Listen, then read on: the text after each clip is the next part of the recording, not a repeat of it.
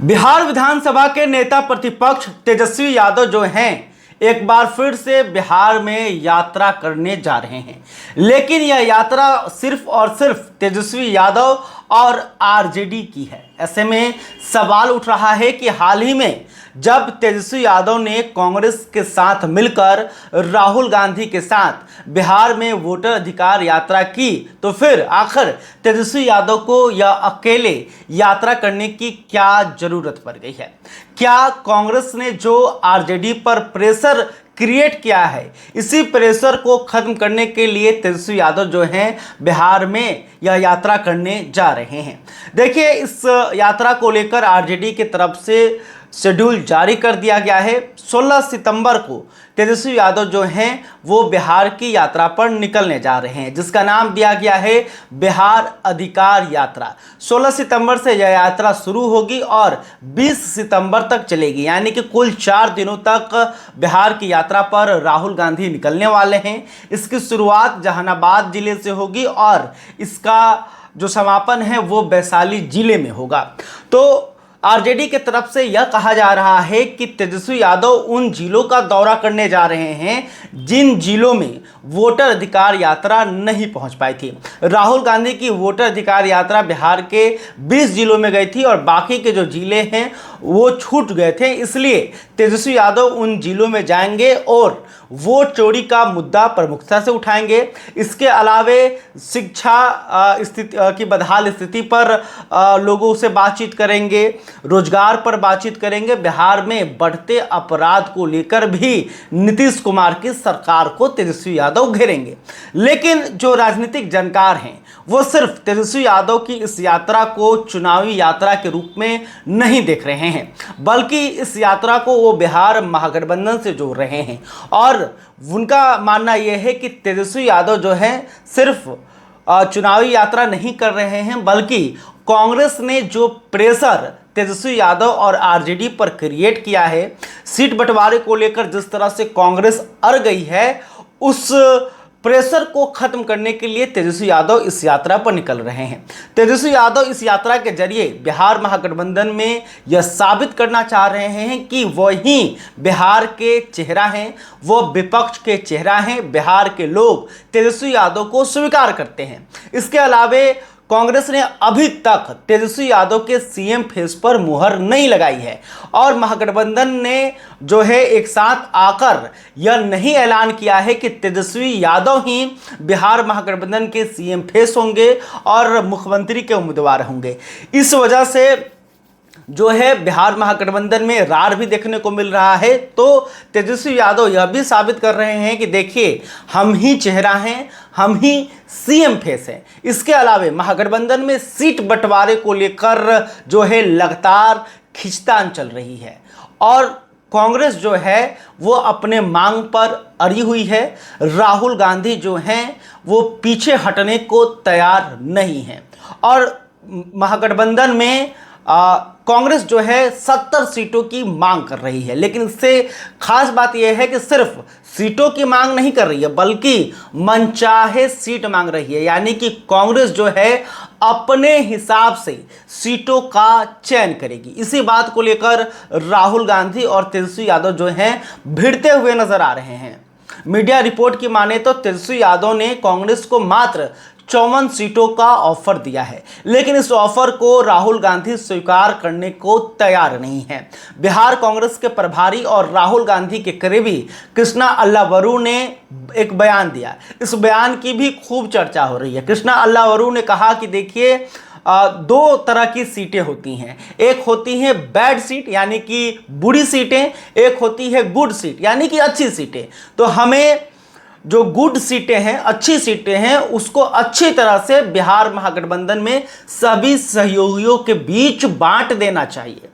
और good seat का मतलब होता क्या है? तो गुड सीट का मतलब यह होता है कि जहां पर महागठबंधन के विधायक हों जिस क्षेत्र से, इसके अलावा जिस विधानसभा क्षेत्र में पिछले 2 चुनावों में एक बार महागठबंधन के उम्मीदवार चुनाव जीते हों, इन 2 सीटों को जो है गुड सीट के लिस्ट में कांग्रेस ने रखा है। इसके अलावा जिस सीट पर पिछले कई चुनावों से 3 चुनावों से महागठबंधन के उम्मीदवार चुनाव नहीं जीत पा रहे हैं, तो उस सीट को बैड सीट के लिस्ट में रखा गया है। तो कांग्रेस का कहना है कि हमें गुड सीटें चाहिए, ऐसी सीटें चाहिए जहां पर महागठबंधन का जनाधार ठीक ठाक हो और महागठबंधन की स्थिति बेहतर हो।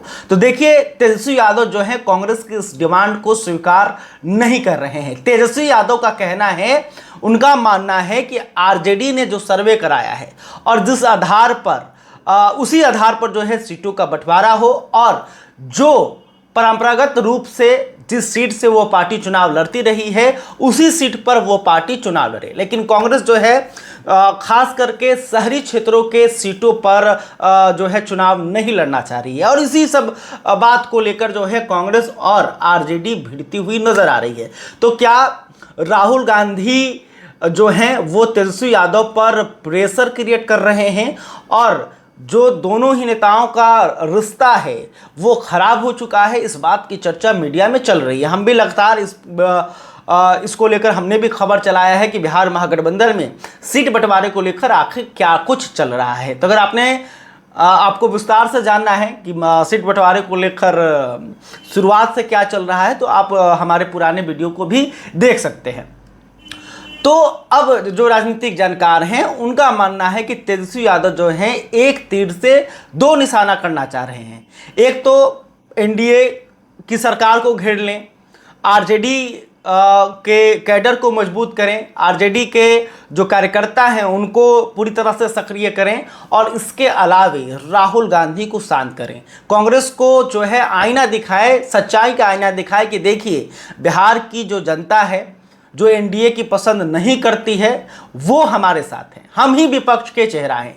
तो इस बात को साबित करने के लिए जो तेजस्वी यादव हैं वो एक बार फिर से बिहार यात्रा पर निकल रहे हैं, लेकिन अकेले निकल रहे हैं, साथ में कोई नहीं है। यह आरजेडी की यात्रा है।